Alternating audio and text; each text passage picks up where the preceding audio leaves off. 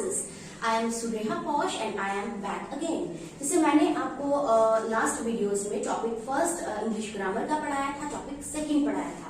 आज हम करने जा रहे हैं topic third of English grammar. मैं फिर बता रही हूँ, हमारी जो इंग्लिश ग्रामर है, बहुत सारे ऐसे लोग रहते हैं जिनको इंग्लिश बोलना आता है, इंग्लिश में बातचीत करना आती है, लेकिन वो इंग्लिश लिख नहीं पाते। तो और कई बार इंग्लिश जब वो बोलते हैं अच्छे से प्रोनाउंस नहीं कर पाते। इसका क्या कारण रहता है कि हमें पता नहीं रहता कि हमने ग्रामेटिकली किस रास्ते में जाना है और ग्रामेटिकली हम अपनी जो प्रोनाउंसिएशन है उसको किस तरह से स्ट्रॉन्ग रख सकते हैं। मैंने अपने जो प्रीवियस वीडियोस थी वहां पे मैंने हमारे सभी सब्सक्राइबर को पढ़ाया था कि हमारा जो क्या नाम है पार्ट्स ऑफ स्पीच है वो क्या होते हैं, जो हमारा फर्स्ट टॉपिक रहता है इंग्लिश ग्रामर का। फिर मैंने पढ़ाया था टॉपिक सेकेंड, जहां पे मैंने आपको ये समझाने की कोशिश करी थी कि सेंटेंस क्या है और उनके पार्ट्स क्या हैं। आज मैं आपको बताऊंगी कि सेंटेंसेस जो है वो कितने तरह के होते हैं। पहले मैंने पार्ट्स बताए थे सेंटेंसेस के, आज मैं बताऊंगी जो सेंटेंस है वो कितने तरह का होता है। जैसे हम नॉर्मली कभी किसी से बातचीत करते हैं, हमें पता होना चाहिए कि वो बातचीत जो है वो पॉजिटिवली की जा रही है, नेगेटिवली की जा रही है, क्या कहीं पे इंटरोगेशन हो रही है, इंटरोगेटिव जहाँ पे आ जाता है, क्या जो हम सेंटेंसेस यूज कर रहे हैं क्या वहां पे एक्सक्लेमेशन आ जाता है, या फिर कहीं पे विशेस और ब्लेसिंग्स वैसी बातें की जाती हैं। आज हम यही पढ़ेंगे सबसे पहले कि जो काइंड्स ऑफ सेंटेंस है वो होते क्या है। हमारी इंग्लिश ग्रामर कहती है कि हमारे पास 5 काइंड्स रहते हैं सेंटेंसेस के। जो फर्स्ट काइंड है उसको कहा जाता है एसर्टिव सेंटेंस। जो सेकंड पार्ट है उन्हें कहा जाता है इंटेरोगेटिव।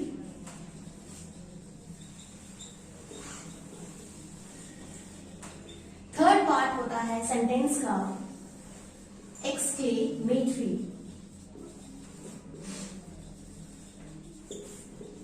फोर्थ पार्ट है, इसको कहा जाता है imperative. Fifth and last part जिसे कहा जाता है ऑक्टेटिव।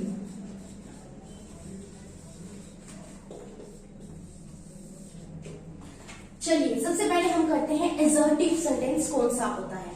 जो एसर्टिव सेंटेंस है वो 2 भागों में बांटा जाता है। एक को कहा जाता है एफर्मेटिव,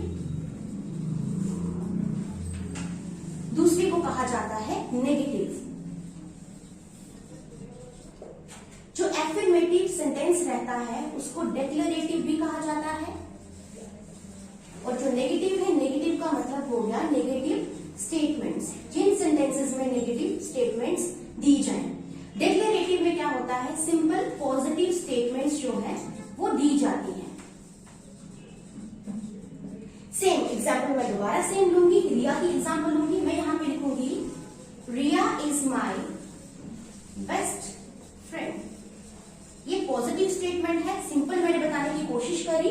एसर्टिव में, एफर्मेटिव में, जिसको डिक्लेरेटिव कहा जाता है, जो हमें पॉजिटिव स्टेटमेंट देता है, मैंने यहाँ पे बताने की कोशिश की कि रिया मेरी अच्छी दोस्त है। तो ये मेरे लिए जो एसर्टिव सेंटेंस बनाया गया है एफर्मेटिव में, यहाँ पे मैंने जो भी सेंटेंस लिखा है वो मुझे पॉजिटिव स्टेटमेंट दे रहा है। उसी तरह मैं नेगेटिव स्टेटमेंट की बात करती हूँ। रिया डज नॉट लाइक चॉकलेट्स। मैं यहाँ पे क्या लिखती हूँ, डज नॉट। नॉट का मतलब हो गया मैंने यहाँ पे नेगेटिव स्टेटमेंट दे दी कि रिया को चॉकलेट्स पसंद नहीं है। तो ये एसर्टिव हमारे जितने भी सेंटेंसेस रहते हैं उनमें 2 तरीके होते हैं। एक एफर्मेटिव होता है, एफर्मेटिव का मतलब होगा जो हमें पॉजिटिव स्टेटमेंट्स देता है, नेगेटिव का मतलब होगा जो हमें नेगेटिव स्टेटमेंट्स देता है। नेगेटिव जो स्टेटमेंट्स रहती हैं उनमें हम नीदर, नोबडी, नन एटसेट्रा, इनका भी हम इस्तेमाल करते हैं। अब जो नेक्स्ट पार्ट है हमारा सेंटेंस का वो है इंटेरोगेटिव सेंटेंस। सबसे पहले तो याद रखें, इंटेरोगेटिव सेंटेंस का एक साइन रहता है जिसको ऐसे लिखा जाता है। इंटेरोगेटिव का मतलब होता है क्वेश्चनिंग करना। अब जो क्वेश्चनिंग है उनको भी 2 तरीकों से किया जाता है।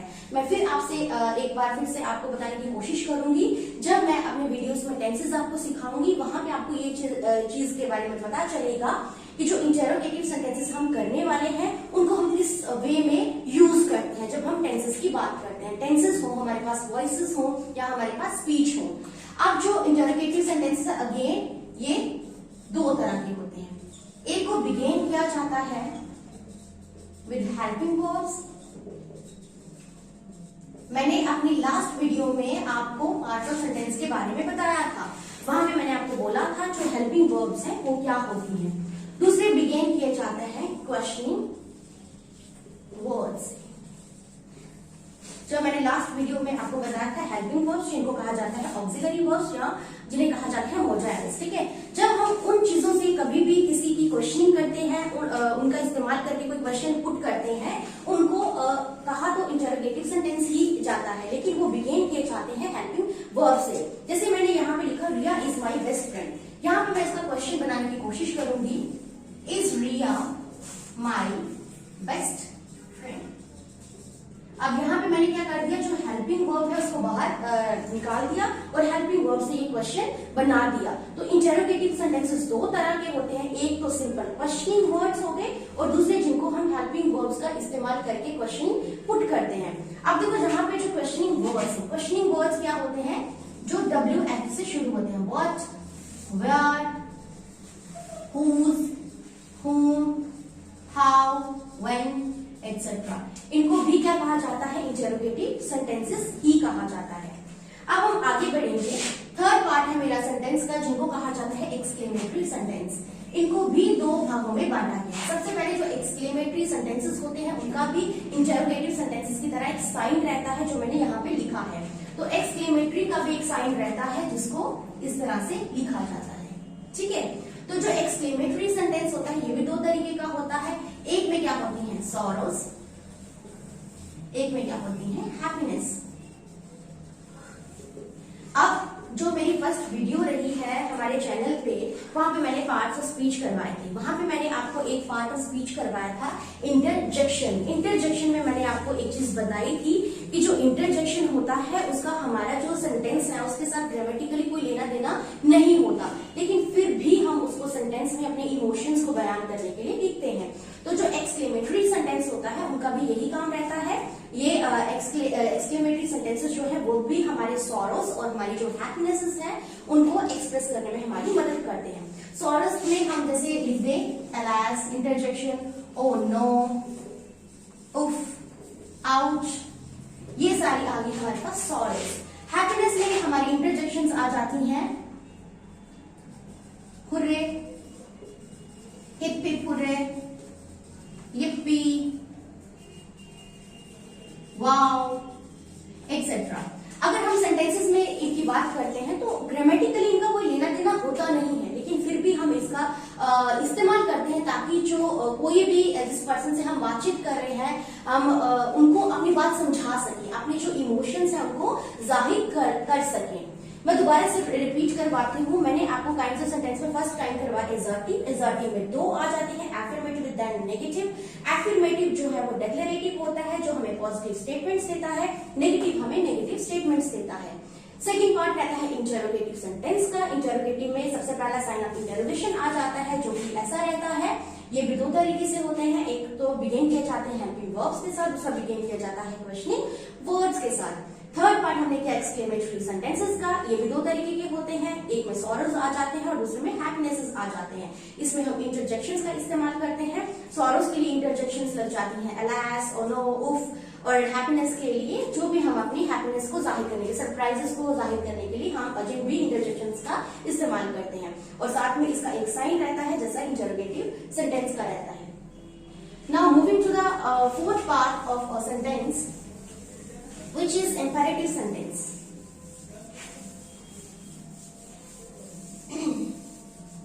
जो हमारा imperative sentence रहता है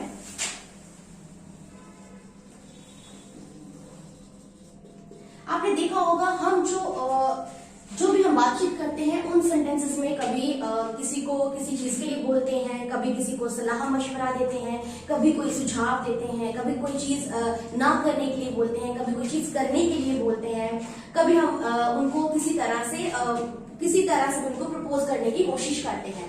जो इस तरह के सेंटेंसेस रहते हैं उनको इंपेरेटिव सेंटेंस कहा जाता है।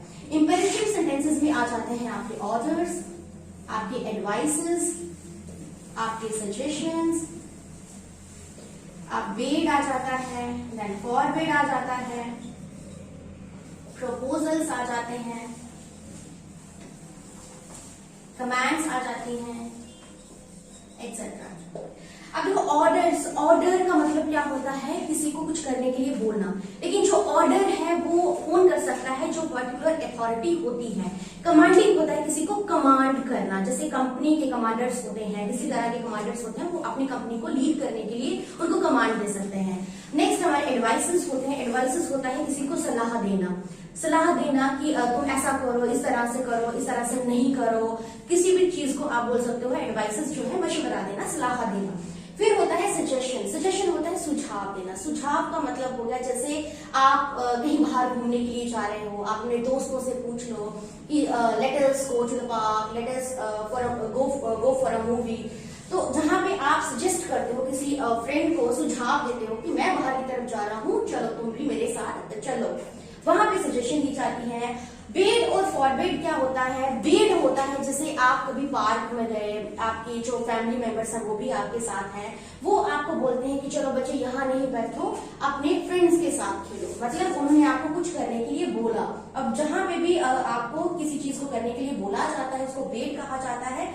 अगर वही मैं फॉरवर्ड की बात करूंगी, फॉरवर्ड का मतलब होता है जैसे आप किसी पार्क में गए हो, वहां पे जो गार्डनर है वो आपको क्लियरली बोलता है कि आपको फ्लावर्स को प्लक नहीं करना है, डोंट प्लक फ्लावर्स। इसका मतलब हो गया कि उन्होंने उनको क्या कर दिया है, फॉरवर्ड कर दिया है, मतलब उनको मना कर दिया है।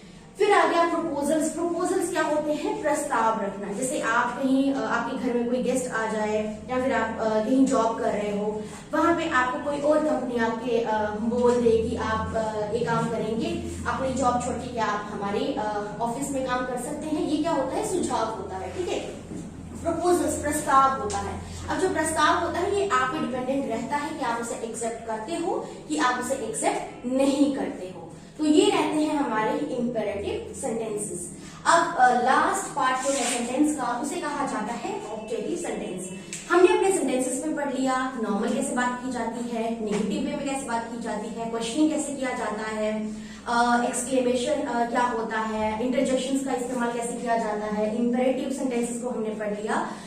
बहुत सारे ऐसे बच्चे होते हैं जिनको ऑब्जेक्टिव के बारे में पता नहीं होता। हम क्या करते हैं, जैसे नॉर्मली कहीं स्कूल जाएं, कहीं पे भी जाते हैं, किसी का बर्थडे होता है, तो हम इन सेंटेंसेस का इस्तेमाल उस वक्त करते हैं। या फिर हमारे घर के जो बड़े होते हैं, जब भी वो हमें किसी तरह का आशीर्वाद देने की कोशिश करते हैं, तब भी वो ऑब्जेक्टिव सेंटेंस का ही इस्तेमाल करते हैं। तो जो ऑब्जेक्टिव सेंटेंसेस होते हैं उनमें आ जाती हैं विशेस और आ जाते हैं ब्लेसिंग्स। विशेस में आप जैसे बोलते हो, जैसे स्कूल चले जाओ, किसी इंस्टीट्यूशन में चले जाओ, आप वहां पे जाके किसी को बोलते हैं good morning, good afternoon, evening. उसके अलावा कुछ भी बोल सकते हैं आप, इवनिंग, हैप्पी बर्थडे, एक्सेट्रा। इनको कहा जाता है ऑब्जेक्टिव सेंटेंस। ब्लेसिंग्स में आप किसी को ब्लेस कर सकते हैं, जैसे God bless you, stay blessed, etcetera, may you live long. तो ऑब्जेक्टिव सेंटेंस का यही काम रहता है, एक तो वो आपको विशेस के बारे में बताता है और दूसरा आपको ब्लेसिंग्स के बारे में बताता है। मैं दोबारा से आपको रिपीट करवाती हूँ, दोबारा से आपको रिकैप करवाती हूँ। मैंने अभी आपको करवाया kinds of sentences. Kinds of sentences हमारे 5 होते हैं। हमारी इंग्लिश ग्रामर कहती है कि हमारे 5 काइंड्स रहते हैं सेंटेंसेस के। सबसे पहला काइंड था एसर्टिव। एसर्टिव में 2 तरह के सेंटेंसेस आ गए, declarative and the other one is negative sentence. जो एफर्मेटिव होता है, जिसको डिक्लेरेटिव कहा जाता है, उसका मतलब होता है कि वो हमें पॉजिटिव स्टेटमेंट्स देता है। जो नेगेटिव सेंटेंस है वो ऑलवेज हमें नेगेटिव स्टेटमेंट्स ही देता है। जो सेकंड पार्ट रहता है उसको इंटरोगेटिव सेंटेंस कहा जाता है। इंटरोगेटिव का मतलब होता है क्वेश्चन पुट करना। तो क्वेश्चन हम 2 तरीकों से पुट करते हैं, या तो हम हेल्पिंग वर्ब्स का इस्तेमाल करके कर सकते हैं, या हम क्वेश्चनिंग वर्ब का इस्तेमाल करके कर सकते हैं। थर्ड पार्ट हमने पढ़ा एक्सक्लेमेटरी। एक्सक्लेमेटरी में क्या होता है, हम इंटरजेक्शंस का इस्तेमाल करते हैं। वो हम सॉरोज में भी कर सकते हैं और हैप्पीनेस में भी कर सकते हैं। फोर्थ पार्ट मैंने आपको बताया इंपेरेटिव। इंपेरेटिव में मैंने आपको ये चीजें बताई कि किस तरह से order, advice, suggestion, proposals, bed, forward का इस्तेमाल किया जा सकता है। लास्ट पार्ट मैंने आपको करवाया ऑब्जेक्टिव सेंटेंस। ऑब्जेक्टिव का मतलब होता है जहां पे आपको विशेस और ब्लेसिंग्स के बारे में बताया जाता है। तो जो भी मेरे सब्सक्राइबर्स हैं जिनको मेरी क्लास टीचिंग अच्छी लगती है, जिनको मेरा बहुत अच्छे से समझ आता है, मेरी उनसे रिक्वेस्ट है कि ज्यादा से ज्यादा हमारा जो चैनल है उनको सब्सक्राइब करने के लिए बोलें और ज्यादा से ज्यादा वीडियोस के लिए हमें जरूर बोलें। Thank you very much.